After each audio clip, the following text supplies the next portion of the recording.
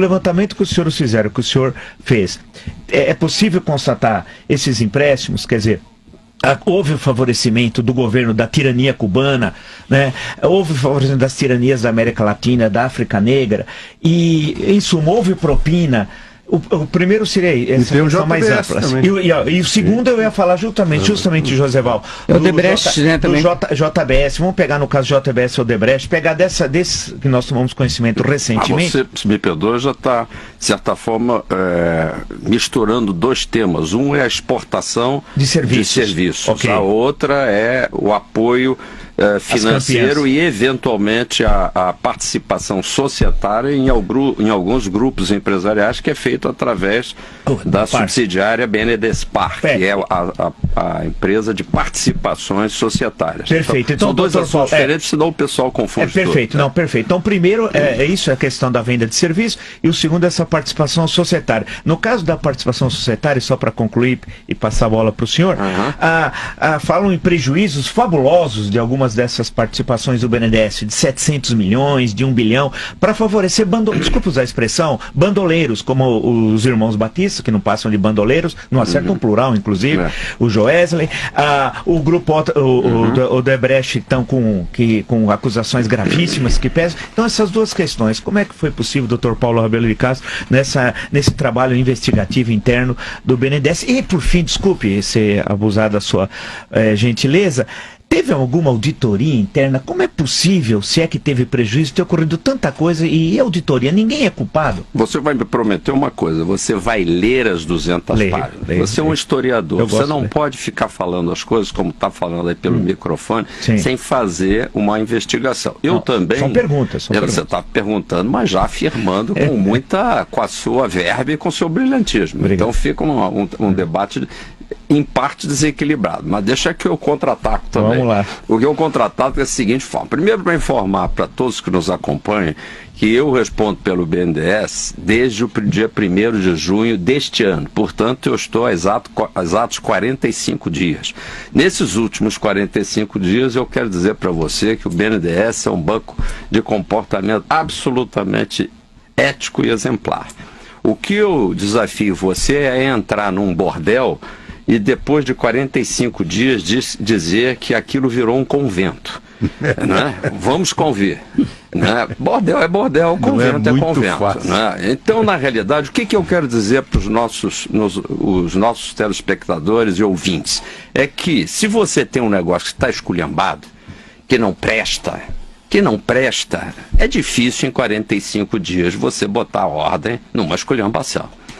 Eu não tive que botar ordem em esculhambação nenhuma. Em primeiro lugar, porque a minha presidente, que era Maria Silvia Bastos Marques, já vinha fazendo um trabalho de aperto aqui e ali na gestão. Mas eu quero dizer que nenhuma das reformulações que ela fez são reformulações que tiveram que colocar no lugar algo que estivesse mal comportado ou com comportamento esdrúxulo. Nada te surpreendeu, doutor? Nada te surpreendeu? Nada me surpreendeu. Mantive todos os diretores que lá estavam e tive a oportunidade já de entrevistar um sem número de colaboradores, de técnicos e técnicas, sempre me surpreendendo favoravelmente e depois me surpreendendo com a fabricação, e o Vila que é culpado, em pouco mais de 15 dias, porque houve, obviamente, um certo dia até eu chegar e dizer que eu estou devendo ao Vila um livro verde com a explicação de tudo, e ele agora que prometeu,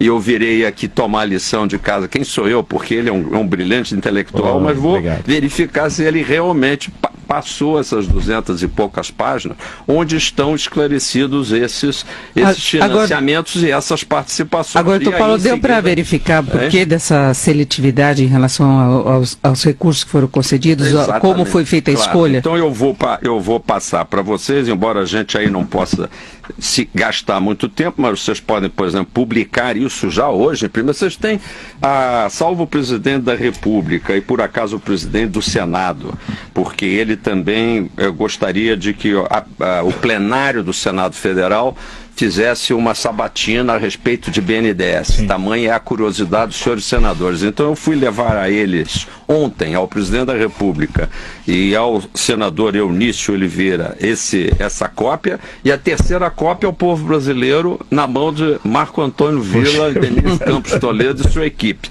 E vocês vão verificar aqui nas páginas 192 que nós fazemos um interessante inventário das 5 principais empresas responsáveis pelas 5 maiores operações diretas apoiadas pelo BNDES desde 1978. Nesse caso, a gente vai bem mais para trás, Vila. E é curiosíssimo que aqui a gente vai encontrar simplesmente todo mundo que conta na economia brasileira, empresas privadas, empresas de economia mista, estados e alguns municípios, e são só os 5 mais. Sim. E vão verificar que essa é a primeira curiosidade, que grandes nomes estão aqui situados, Vale, Petrobras, Anglo American, Furnas, Energia Sustentável, Banco do Brasil, também tem Caixa Econômica, porque são repassadores em alguns anos, CESP, AES, Volkswagen, Ford, e é curioso que neste ponto as alegadas operações tão grandiosas e que teriam gerado tamanhos prejuízos nem constam de ser as 5 maiores operações, e só para dizer que o banco, esses anos todos, tem praticado dezenas de milhares de operações bem-sucedidas, dezenas, não são só milhares, dezenas de milhares.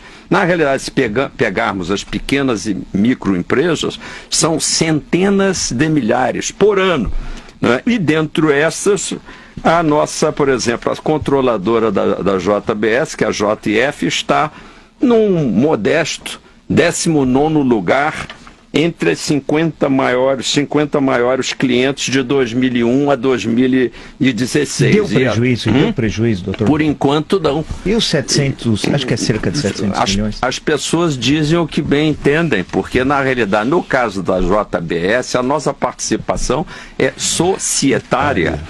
Foram ações compradas na faixa, se eu não me engano, de 7 e poucos reais, e elas estavam antes desse processo político, porque a ação sofre com isso, na faixa de 10 a 12 reais, e, portanto, com uma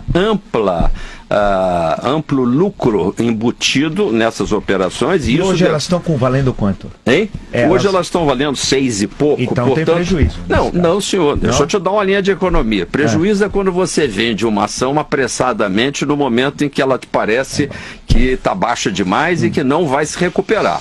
Mas, curiosamente, o mercado, e eu não posso estar aqui dizendo nada de mais agressivo, porque eu não posso, como parte envolvida, fazer projeção nem de compra nem de venda. Eu não recomendo que ninguém nem venda nem compra JBS, mas dá a impressão, olhando tecnicamente, de que todos aqueles que estão na posição nesta empresa confiam na robustez daquilo que foi feito, que é, na verdade, a maior empresa de proteína animal do mundo. Agora quando foi adquirida ações? Se foi feito por pessoas que têm um lado ético comprometido, isso eventualmente não compromete, por exemplo, a sua agressividade empresarial. E é isso que nós, como sócios, estamos solicitando mediante uma Assembleia Extraordinária, que a gente separe a boa governança de atos delituosos praticados no passado recente ou no passado remoto. Mas, curiosamente, você vê que aqui a página 157,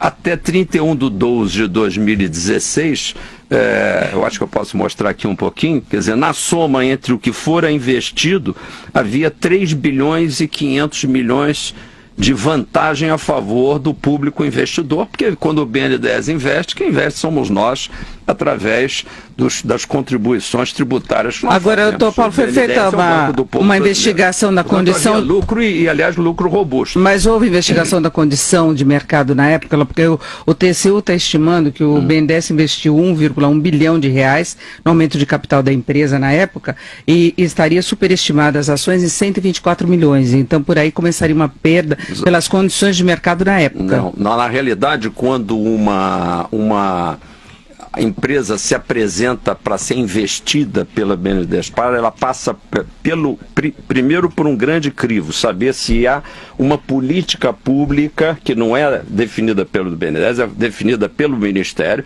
e nós votamos no senhor Lula da Silva, votamos na senhora Dilma Rousseff, foram dezenas de milhões de votos, eles tinham o direito moral e o direito, inclusive, a obrigação de formular políticas públicas. Se a posteriori são políticas que pretendiam privilegiar a A ou a B, nós estamos agora revendo isso. Mas privilegiar o A ou B? Eu acho que não, porque veja só, por incrível que pareça, no campo, por exemplo, alimentício, foi investido na JBS praticamente a mesma coisa que no frigorífico Bertin, depois é que ele foi adquirido pela JBS, assim também como na Seara, na BRF, portanto, houve um espalhamento, e quando a gente verifica os quantitativos investidos, e não foi porque o banco procura dar para Joãozinho, para Maria e para Joaquim as mesmas quantidades de balas, não são balas que estão sendo dadas para crianças, são na realidade opções de investimento decorrentes de políticas públicas que querem fomentar a maior capacidade exportadora de carnes do Brasil. E viramos o maior exportador mundial de carnes. Mas e por que Joesley falou que o ex-ministro Guido Mantega teria favorecido e interferido a favor do grupo na BNDES? Eu não conheço. Ele colocou isso na delação. Eu não conheço o senhor Joesley, nunca colhi delação do senhor Joesley, espero que eu não tenha que ter relação com ele. Então o que eu posso especular aqui, que quando ele diz que forneceu alguma subvenção ilícita para um ministro de Estado, na realidade ele não está dizendo que ele viu esse ministro de Estado pegar o telefone e ordenar que algo fosse feito dentro do BNDES. Ele apenas tinha uma presunção de que o ministro iria influir. Quero dizer aos senhores, a todos e todos que estão nos ouvindo, que o BNDES age tecnicamente. São mais de 30 pessoas assinando, rapazes e moças, filhos das nossas famílias que têm um comportamento ético impecável, a não ser que eu esteja jogando fora, junto com essa água suja, o comportamento ético de mais de 90, 95, a maior parte dos brasileiros são corretos. E os nossos filhos são corretos, e as pessoas que passam por concurso no BNDES são corretas. Seria muito difícil haver uma conspiração de 30 e tantos técnicos assinando, isso está certo, isso está certo, isso está certo. O TCU está fazendo aí, no caso, uma engenharia retrospectiva, engenharia financeira retrospectiva, sobre se o valor pelo qual foi comprado o conjunto, o bloco de ações, deveria ter um pequeno ágio ou não.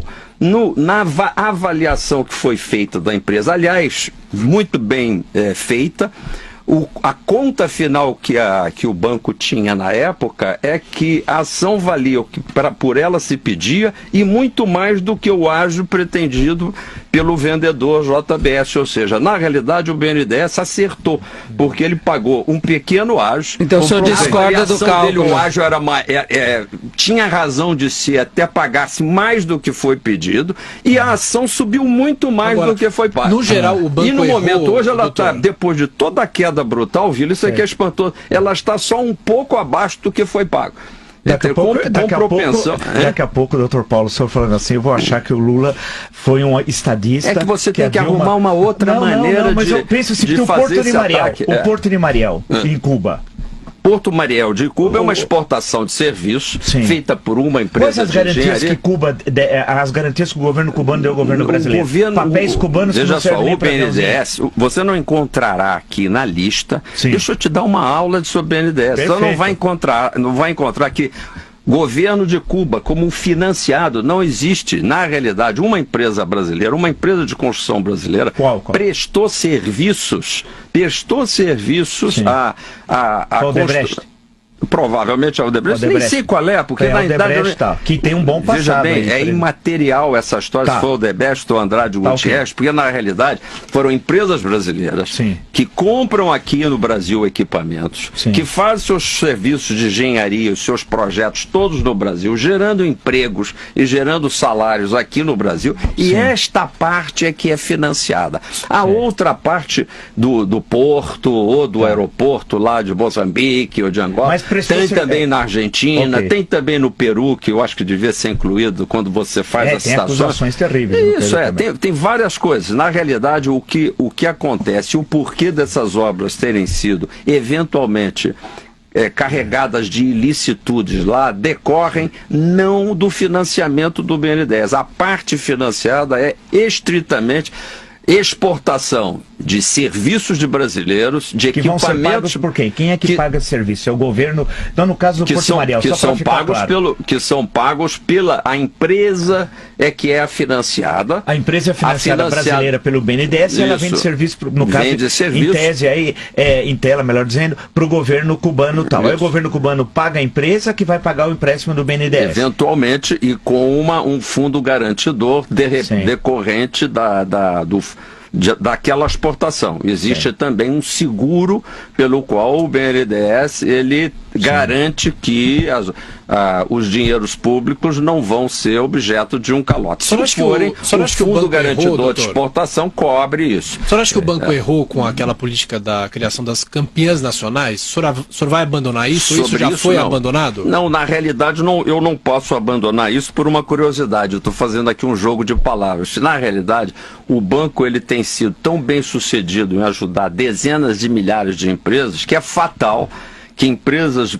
bem escolhidas, como talentos de 14, 15 anos, que os olheiros aí no futebol trazem para fazer treinos, etc. e tal, fatalmente acabam virando Messis e acabam virando Neymares, etc. É fatal. E aqui África Negra ou da América Latina, bolivariana... O BNDES não via África Negra, nem ditadura. Mas servia um projeto criminoso de poder, como foi definido num voto da ação penal 470. Você imagina...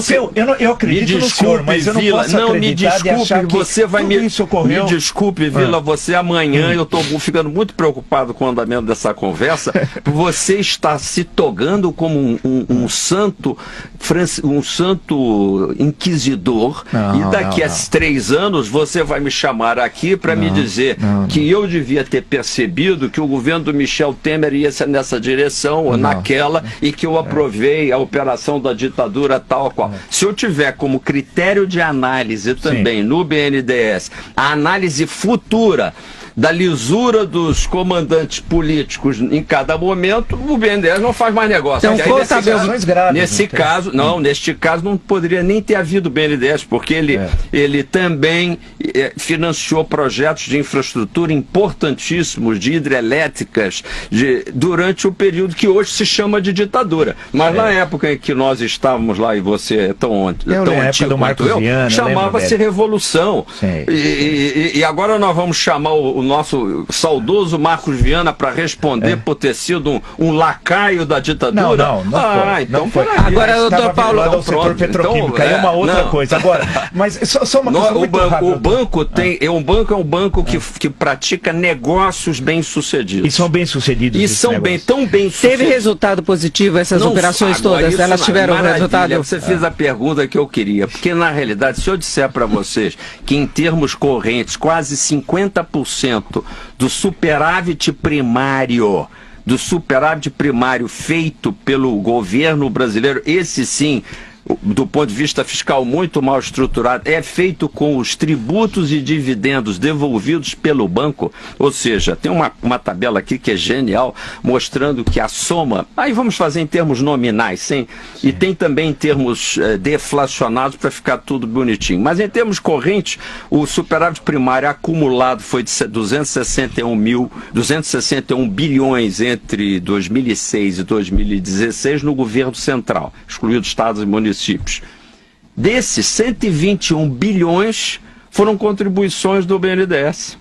Mas o BNDES participou das pedaladas, Edmar Rousseff. De jeito nenhum. Eu estava envolvida nas acusações contra ela, que o repasse de recursos e que ela não passava, ela utilizou o dinheiro do banco. Não, aí não, o banco só repassa linhas de crédito e houve eventualmente, por conta de um programa mal estruturado, um excesso de fomento, por assim dizer. Exatamente. O banco pagava a TJLP. Aí é bom esclarecer. O custo da operação para o banco era a TJLP. E por determinação governamental, alguns empresários, em algumas linhas, chegaram a ganhar uma taxa fixa, essa realmente um presente, essa é uma bala, é um doce, de 2,5% fixos, no momento que se julgava que o país precisava sair da grande recessão, que era realmente uma recessão. Era Bolsa Empresário, né? E favoreceram grandes grupos. E que favoreceram os grupos que tiveram acesso aí tecnicamente. Agora todos os pequenos, eles devolveram. aqueles pequenos empresários que precisam até do teste do pezinho para conseguir algum dinheiro do BNDES, esse não precisa de teste do pezinho, e aliás, deixa eu fazer uma propaganda. Mas precisava. Nós já nos últimos... Não, vocês estão fazendo brincadeira, coisa séria, vocês me desculpem. Na realidade, eu quero anunciar aqui que já na nossa administração foi lançado há 2 semanas o canal do desenvolvedor, da micro, pequena e média empresa. Este canal do desenvolvedor busca justamente, Vila, a gente estabelecer um contato direto do banco, que hoje não tem capilaridade, porque ele não é um banco de esquina, ele é um banco que só tem uma central e algumas representações regionais, mas nós estamos estabelecendo, com a ferramenta da internet, um meio direto de qualquer empresário. Entrem lá, www.bnds.gov.br, canal do desenvolvedor, e você vai poder verificar se você está habilitado. E, em geral, a grande maioria que tem entrado já são, em 2 semanas, mais de 5.000 propostas de operação. Nós estamos com muita esperança de que nós vamos desobstruir o que acontece. A intermediação, às vezes, do banco privado, que não é também por mal. O banco privado não conhece direito as linhas do banco, e essa ferramenta da internet já mostra para o interessado diretamente quais as linhas que estão disponíveis, qual agência bancária no município que pode atendê-lo, e dispara um e-mail diretamente para a central do banco para responder. Então, nós estamos trabalhando duro, e mais de 39% do valor total das operações do banco, mais de 39%, cerca de 40%, eu estou querendo fazer metade até o final do ano, do total do valor das operações já é para micro, pequena e média empresa. Dr. Paulo Rabelo de Castro, vamos agradecer, mas bastante a sua presença, suas explicações e seu entusiasmo com o BNDES, aqui no Jornal da Manhã. Porque a imagem que a sociedade tinha desta entidade, como o senhor vê, era uma entidade conspurcada pelos estragos que o governo do Partido dos Trabalhadores fez em nosso país. A gente tinha até quase certeza que o BNDES era financiador de todo aquele amontoado de propina que encheu as manchetes dos jornais brasileiros. E hoje, com as suas explicações, a gente vê que não é bem assim. Não é mesmo. Nós temos uma entidade sólida, uma entidade ética, na sua mão, destinada a reconstruir ou construir a economia do nosso país. E parabéns pelo seu entusiasmo. A gente vê que o seu entusiasmo... Eu fiz um discurso na faculdade quando fui orador, que na vida só o entusiasmo canta. Com certeza. E eu vejo que o senhor tem um grande entusiasmo. Entusiasmo pelo Brasil, pelos brasileiros. Eu acho que o Brasil é o bebê que não pode ser jogado fora com a água suja dessa imensa lama que, com toda a razão, deixa indignado o meu historiador Marco Antônio Villa, deixa escandalizada a Denise Campos de Toledo, mas nós, se quisermos... Que agora vão ler o seu livro, hein? Se quisermos resgatar o Brasil, nós temos que defender os valores brasileiros, assim como no IBGE, defendi com unhas e dentes essa conversa fiada de que o IBGE também sofria pressões para publicar a inflação tal, ou PIB não sei o quê, como se aquilo fosse um bando de cretinos argentinos que recebesse uma ordem unida de alguém e que, sob mera pressão, fosse lá trocar um índice. Nós, brasileiros, temos que começar a cuidar que provavelmente o Sindacta funciona bem. Quando a gente entra num avião, a gente confia que o controlador de voo não esteja de porre e a gente dorme lá no voo tranquilo e, em geral, isso é verdadeiro. Pode ocorrer uma falha, a gente pode ter, de repente, controlador que foi desatento, isso faz parte da vida, nós estamos vivos. Pode ter havido algum erro no BNDES? Pode ter havido. Inclusive, estamos ainda levando algumas investigações a cabo lá, são duas principais, sobre essas controvérsias que se referiu Vila, e voltarei de novo para entregar aqui ao povo brasileiro o resultado das investigações. Já está convidado. Só quero antecipar que até o presente momento, até perguntei ao chefe dessas investigações, e aí, por enquanto tem alguma coisa? Por enquanto, nada. Então eu tenho que estar aqui um pouco, vamos dizer, no direito de defender uma instituição brasileira que tem 65 anos de enormes serviços prestados, e a gente tem que parar de só falar mal pelo simples esporte de falar mal de todo mundo. Amanhã vão estar falando mal da gente também. Não, Vila, eu acho que eu e você somos brasileiros. Depende. Eu espero que eu vou ler com muita atenção. Eu espero que amanhã ou depois eu, velhinho de bengala, já não tenha que estar respondendo à Santa Inquisição do futuro de um garoto que nem entrou na faculdade de Direito, mas que daqui a 10 anos, togado, vai querer pegar uma operação qualquer que eu, obviamente, que tenho que dizer sim para as operações que estão lá no banco e vai querer me discutir retrospectivamente por que o Paulo Rabelo fez isso, fez aquilo e bloquear o meu apartamento, tomar meu apartamentinho e a minha dentadura, entendeu? Para pagar as contas do mal que eu não fiz. Então, mas só lembrar isso. Não, tudo bem,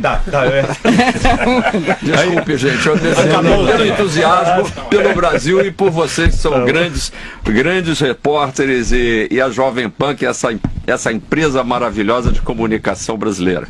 Muito bem, acaba de falar, portanto, nesta empresa, que é a Rádio Jovem Pan e toda a nossa rede associada, o senhor Paulo Rabelo de Castro, presidente do BNDES do Brasil. Muito obrigado.